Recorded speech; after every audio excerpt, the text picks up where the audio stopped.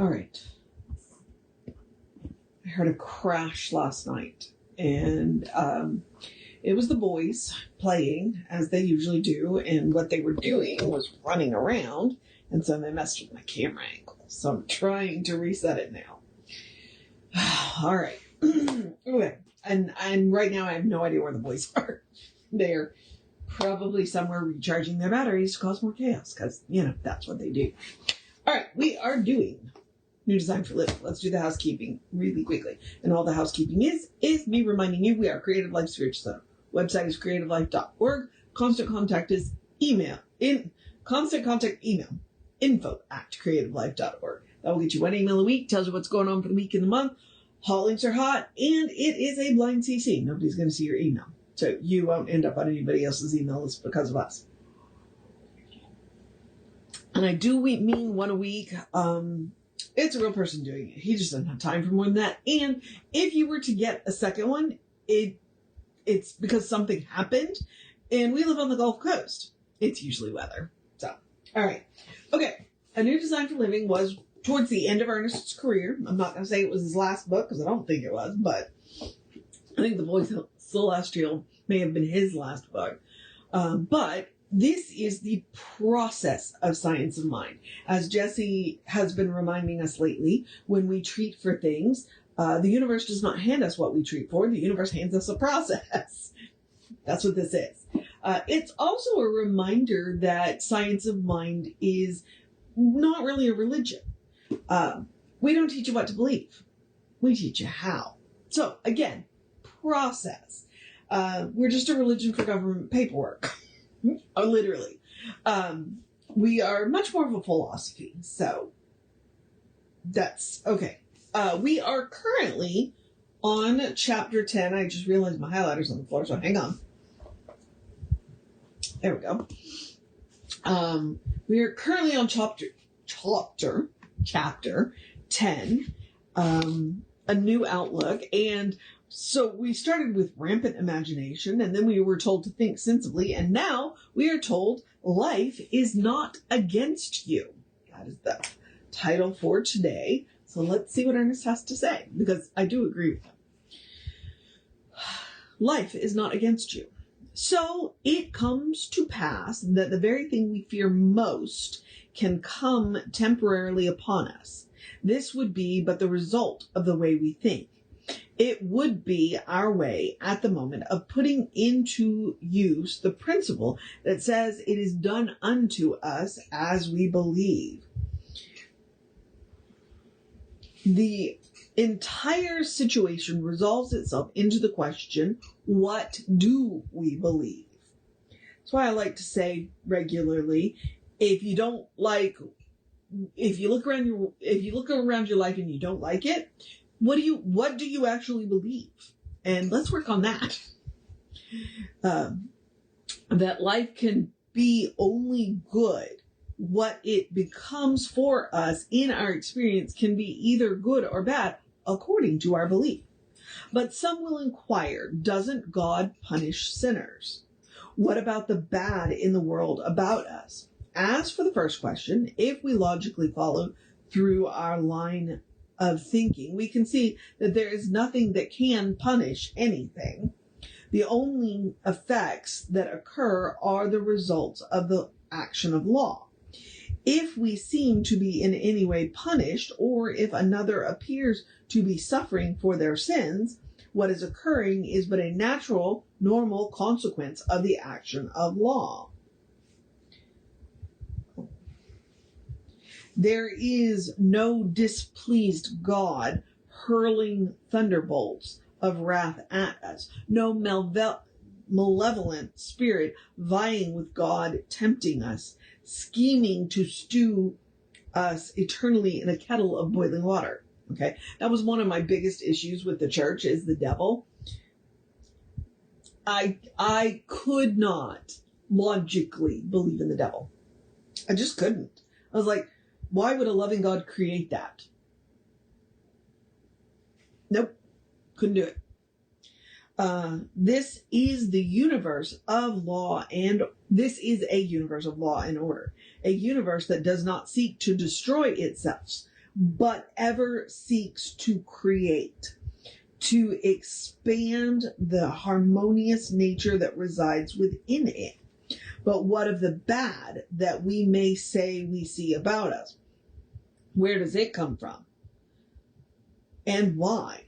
Still law at work, directed either by individuals or groups of individuals acting in unison. In fact, the fact that the natural normal forces of the universe seem to be against us does not mean that they are bad. If a person builds their house on a flatland adjacent to a river, there is no reason for them to feel that the river is bad when a spring flood comes. They could very easily have built their home elsewhere, removed from the river's action. The question might also arise about disease. Briefly answered, humanity's natural condition would have to be one of health. Otherwise, they could never have existed throughout the long history. There is something within humanity which ever fights to maintain this health and ward off invasion of disease of any kind. When disease does invade the body and secure a foothold, it is usually only because the body has been so conditioned that it provides a fertile ground for the growth of this disease. What causes this conditioning? A great many medical people say that thought does the conditioning. Hang on. So, let us then turn aside from the idea that there is anything in the universe we need to be afraid of, to the opposite viewpoint that ignorance is the only sin there is, and enlightenment the only salvation. And I will point out that I do believe ignorance is a choice. That there is no sin but a mistake and no punishment but a consequence. That the universe is just without judgment and the laws of nature will favor us when we work with them. Like, I could just highlight that whole last paragraph. So let's go back to this particular phrase.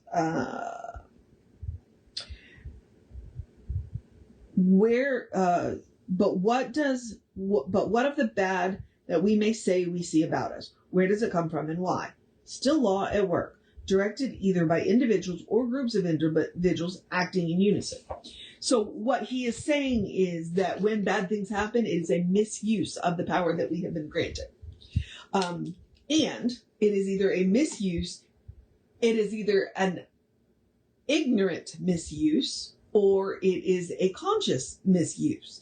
Because there are, as if you look around the world, there are a whole lot of people who will deliberately do bad things to benefit themselves at the detriment of other people.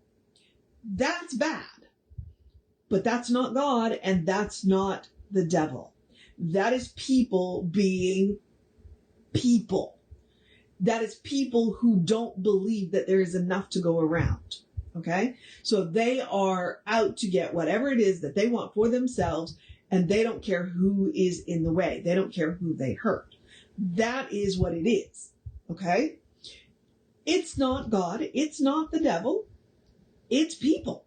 It is people misusing their own power. And it is people who don't believe that there is enough to go around. I'm not going to get into the conversation about people who want to hurt other people. Okay, I'm just not. That is well above my pay grade. But what I am going to say is that a lot of the bad done in the world is done by people who don't believe that there is enough to go around. I don't believe that. I don't believe that there is not enough to go around. I believe there is absolutely enough to go around.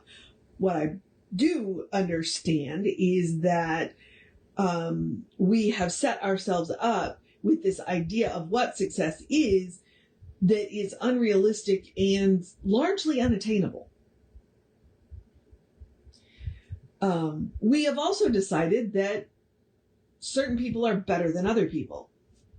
And that is the root of a whole bunch of our issues. Okay, so now let's go to where he's talking about the body. Because we are born with this amazing immune system. And what happens is we make choices, because he said conditioning, we make choices that deliberately weaken the body. We make choices that stress lowers our immune system. Sugar, an overabundance of sugar, lowers our immune system. And when we do that, then we allow things that shouldn't be a problem, that our body should be able to naturally take care of. Well, we've suppressed the very system that would take care of them. Okay? Again, it's not a punishment from God. It's us making choices, sometimes out of ignorance, sometimes deliberately. And I will, take responsibility for the fact that some of the food choices that I have made in the past, and I'm quite sure that I will continue to make them, I just make them less often, that do suppress my immune system, are due to a hormone imbalance, which is, looks like anxiety and depression. Okay? But here's the thing. Those food choices make the anxiety and depression worse, and I know this. I am not ignorant of that fact, which is why I make those choices less often, because I have educated myself and know this, and I'm not anti-medication. I have clearly said that. I take 4 prescription medications right now to manage a condition in my body, a couple of conditions in my body. But I've also learned that exercise and sleep and good food choices all help too. So that's one of the reasons why I say ignorance is a choice. God love my cousin, the one that passed recently.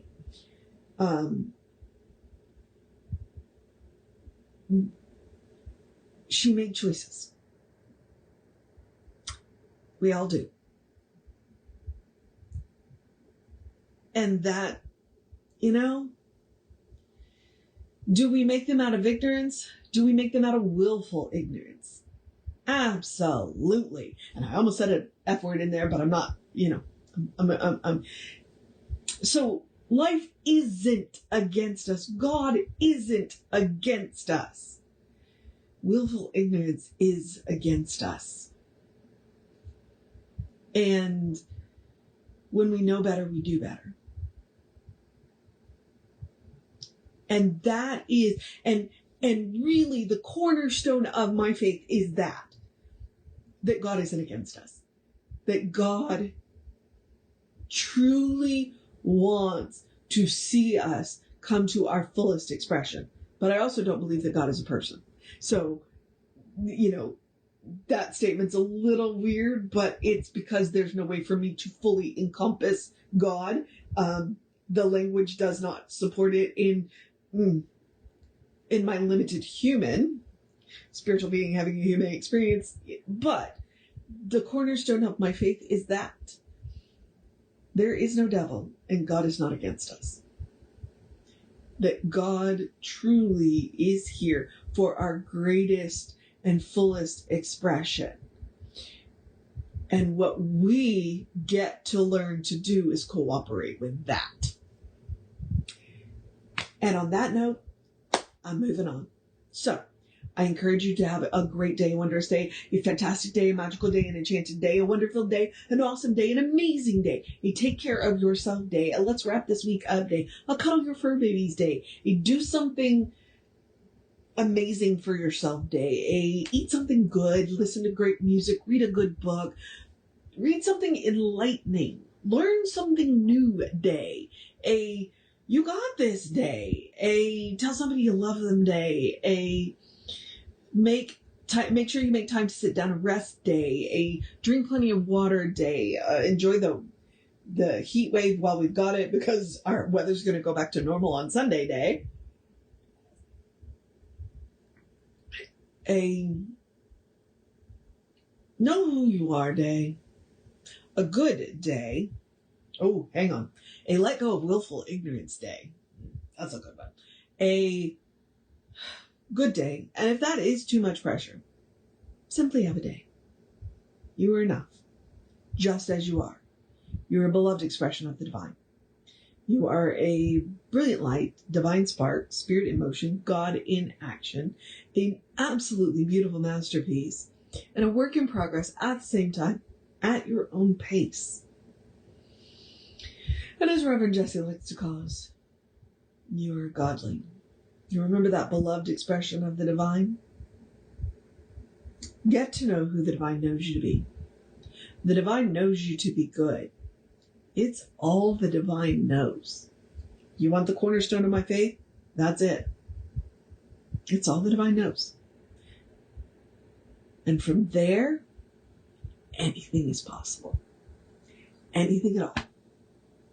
All right, beloveds. Reverend David should be on around 5 p.m. with you today. I'll be back with you around 9, although it is Saturday, so I get to go to the park. So, yeah, maybe I'll have a cool park story for you. I don't know. Otherwise, take care of yourself. Know that you are loved.